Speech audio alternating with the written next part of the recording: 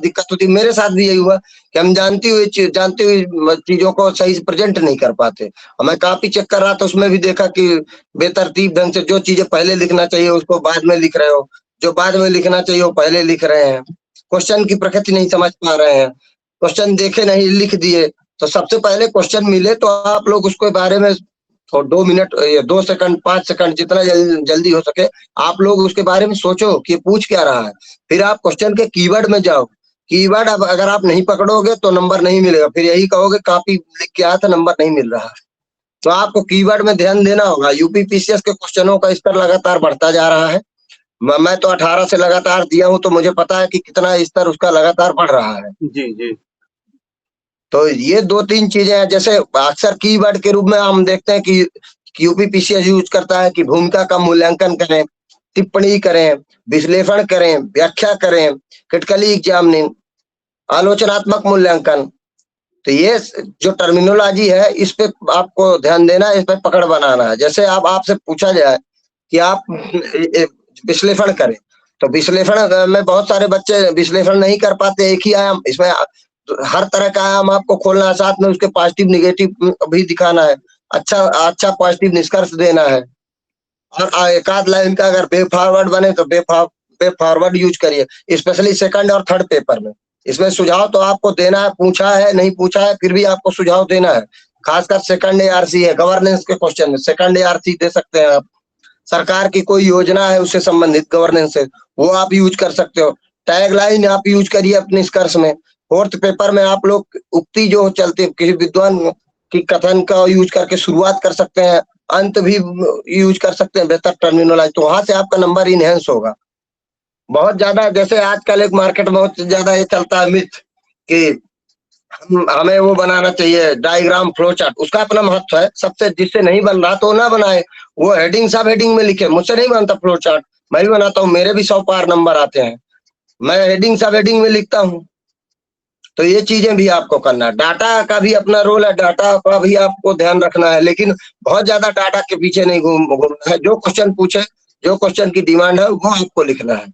जैसे suppose that टिप्पणी, टिप्पणी भी वही होती है, लेकिन टिप्पणी अलग यहाँ हो जाती है। टिप्पणी में आपको अपना ओपिनियन लास्ट में देना होता है कि आप उस पर्टिकुलर जो घटना है या कोई व्यक्ति है, जो भी क्वेश्चन है उसके बारे में, आप इवेंट के बारे में क्या सोचते हो। तो ये आपका सोच होना चाहिए। और बहुत ही क्वेश्चन आप देखेंगे 8 नंबर में ज्यादातर टिप्पणी ही पूछता है।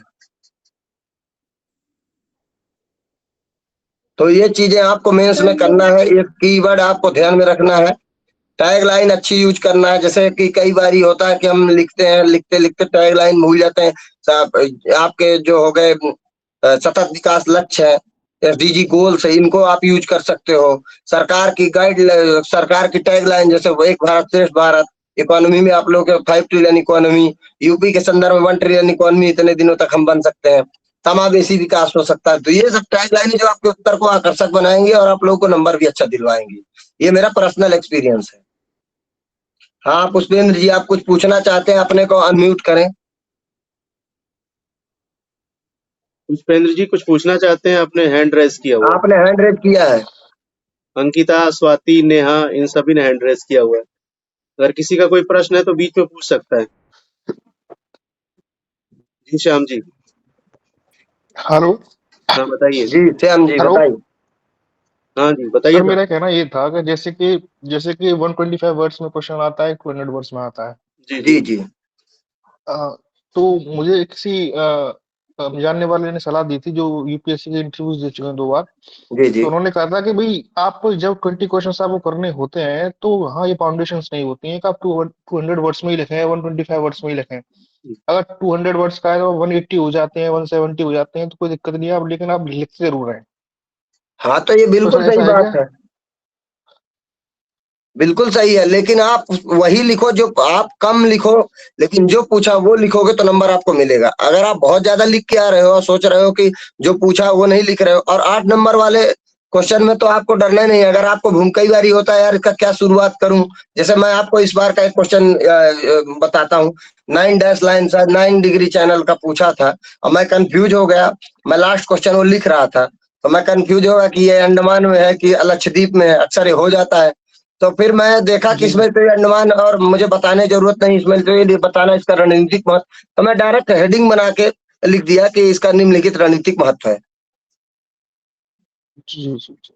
तो अच्छा हमें इस बार भी 100 पार नंबर मिला, तो मैं ये बताना चाहता हूँ कि 8 नंबर वाले में आप बहुत ज्यादा भूमिका के पीछे मत हुआ। भूमिका आपके 12 नंबर के क्वेश्चन में जरूर अच्छी होनी चाहिए। खासकर जैसे आप डेफिनेशन अगर किसी को अच्छी आ रही तो डेफिनेशन डेफिनेशन अच्छा दो। रिपोर्ट से आप शुरुआत कर सकते हो, आंकड़े हैं आपके पास अच्छे, तो उससे आप शुरुआत कर सकते हो, रिपोर्ट से आप शुरुआत कर सकते हो। लेकिन अगर कोई चीज पूछा है तो आपको परिभाषा अच्छी आनी चाहिए, मतलब सटीक परिभाषा होनी चाहिए। एग्जाम्पल्स का यूज करिए एथिक्स के पेपर में सर खासकर।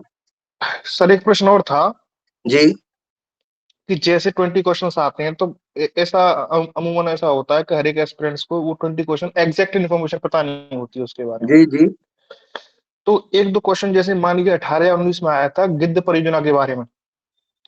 जी तो यार ऐसे क्वेश्चंस फेस करने हो जिसके बारे में कोई फैक्चुअल नॉलेज ना हो और कोई कॉन्सेप्चुअल भी ना हो, तो ऐसे क्वेश्चंस को अटेम्प्ट करें, गलत लिखें, छोड़ दें।